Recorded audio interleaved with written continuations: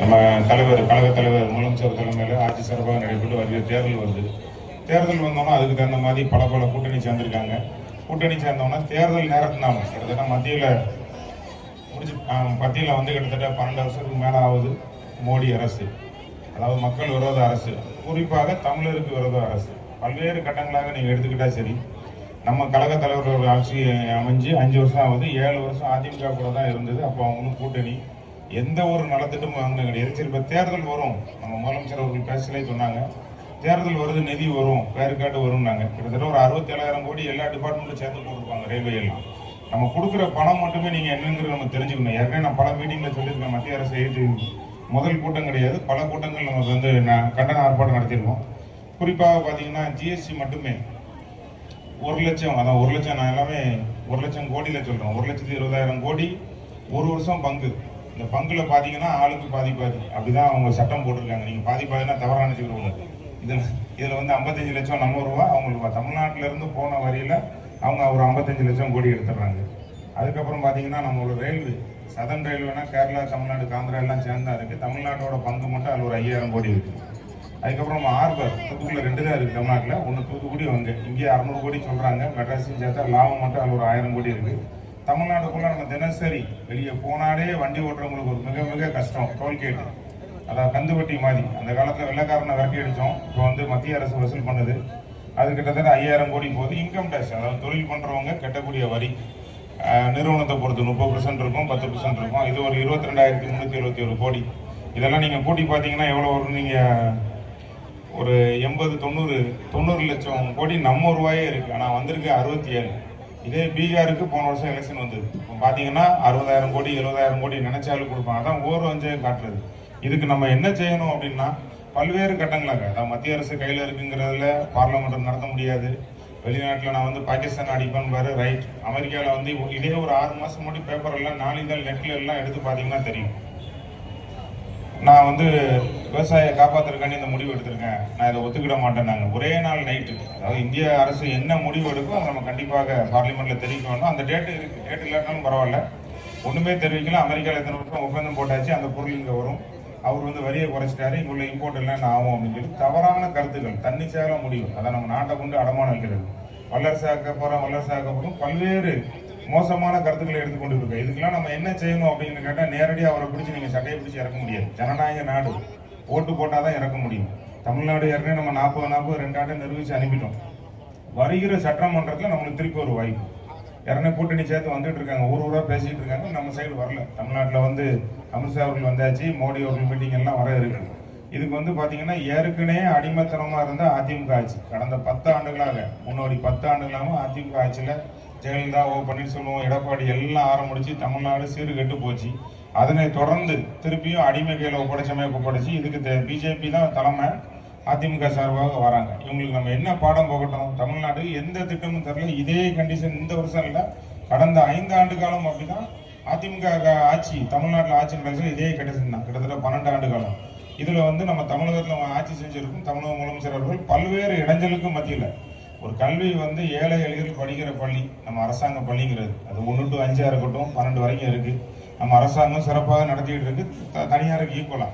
அதில் படிக்கிற பிள்ளைங்களை போய் நீங்கள் கஷ்டப்பட்டு பார்த்தா தான் தெரியும். அவங்க அப்பா ஒரு கூலி தொழிலாளராக இருப்பார், ஏதாவது ஒரு செக்டாரில் இருப்பார், ஒரு விவசாயியாக இருப்பார். நம்ம பிள்ளை நம்மளமே கஷ்டப்படக்கூடாது, உழைச்சி முன்னேறி வந்துடணும், அதில் படிக்க வச்சு கொண்டு வருவாங்க. அதுக்கு நம்ம நிதி ஒதுக்கி வரோம். அதில் ஒரு 5,000 கோடி தரவே கிடையாது. நீ 3வது மொழியை பூத்து ஹிந்தியெல்லாம் நம்ம கிட்டத்தட்ட 60 வருஷம் முன்னாடி அடித்து வரட்டியாச்சு. அதுக்கெல்லாம் வந்து வீர தீர செலுத்தி, அதான் நம்ம ஜனவரி 26 நம்ம கொண்டாடுறோம், வீர வணக்க நாள். நம்ம தமிழ் மொழிக்காண்டி அடிச்சிடலாம். அதை ஒரு முயற்சி ஃபெயிலியர் ஆகிட்டு திருப்பி அதே முயற்சி தர முடியாது, நீங்கள் என்னன்னாலும் செஞ்சுக்கணும். அதேமாதிரி உள்ளாட்சியாக இருக்கட்டும், எந்த டிபார்ட்மெண்ட்டாக இருக்கட்டும், எந்த டிபார்ட்மெண்ட்டுக்கு வர்றது எந்த ரூபாயும் தரவே கிடையாது. நெருக்கி பிடிச்சா நம்ம வந்து அடிமைத்தனமாக போயிடுவோம். நம்ம வந்து தமிழை வந்து ஏற்கனவே அந்த காலத்துல இருந்தே உலகம் முழுவதும் இருக்கும், யாருக்கும் அடிமை கிடையாதுங்கிறத பல முறை முயற்சி செஞ்சுட்டோம். ஏன்னா தமிழ்நாட்டில் எல்லா வளமும் இருக்குது, ஆன்மீக வளம் இருக்குது. நம்ம மாவட்டத்தில் திருச்செந்தூர் எடுத்துக்கலாம், அப்படியே போக திருப்பங்குன்றத்தில் ஒரு குளப்படியை பண்ணுறாங்க. அப்படியே பார்த்தீங்கன்னா தஞ்சாவூர் சைடு, அப்படியே சென்னை, எல்லா சைடும் ஆன்மீகத்தில் இருக்குது. அதே மாதிரி தான் நம்ம மாதா கோயில் ஆரம்பித்து வேளாங்கண்ணி வரைக்கும் கோயில் இருக்குது. அதே மாதிரி தான் நம்மளோட மசூதியும் எல்லாம் நம்ம வந்து சமத்துவமும் வாழ்றோம், மதம் மற்றதுக்கு அப்பாற்பட்டு வாழ்ந்துட்டு இருக்கோம்.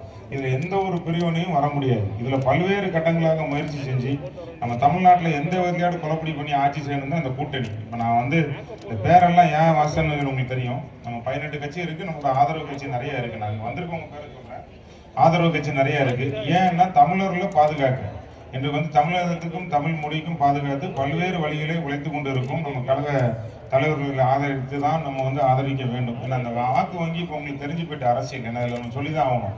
முன்னாடி 2 அணி இருக்கும், ஏடிஎம்கே டிஎம்கே நேரடியாக வருவாங்க, அப்படி இருக்கும். இப்போ 3 அணியாக இருக்குது. இருந்தாலும் ஒரு வாக்கு சிந்தாமல் சிதறாமல் இன்னைக்கு வந்து நம்மளுக்கு அநீதி இழைக்கும். அது ரூமில் இருந்து அரசியல் பண்ணுறவங்களா இருந்தாலும் சரி, நம்ம தமிழ்நாட்டை அடவு வைக்கிறவங்க இருந்தாலும் சரி, இந்த அணியை விரட்டி அடிக்கணும்.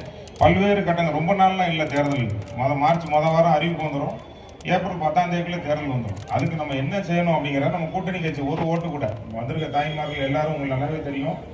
பல்வேறு கருத்துங்களாக நம்மளுக்கு அடிப்படை தேவை யார் இருக்கா, யாரை போய் கூப்பிட்டுக்கலாம். தூத்துக்குடி மாநகராட்சி எடுத்தாலும் சரி, தூத்துக்குடி மாவட்டத்தை எடுத்தாலும் சரி, வேலை வாய்ப்பு தமிழக முதலமைச்சர் தமிழ்நாடு முழுவதும் ஈவனா. அது தொழில்துறைக்கு பார்த்தீங்கன்னா வின்பாசி நிறைய பாலிடெக்னிக் படித்த பையன் வேலைக்கு போகிறான், பார்க்கவே சந்தோஷமா இருக்கு. இந்த ஒரு 15,000 10,000 சம்பளத்துக்கு சென்னையில் போய் வேலை பார்த்துட்டு வர்ற பஸ் டிக்கெட்டே பார்த்தீங்கன்னா அவங்களுக்கு வந்து அதுக்கு காலியாயிரும், வீட்டுக்கு வந்து சேர்க்க முடியாது. நம்ம குடும்பம் முன்னேறதான் நம்ம சமுதாயத்தில் நம்மளோட பொருளாதாரத்தில் வாழ்வாதாரத்தில் வந்துட மாட்டோம்னு தான் பாடுபடுறோம்.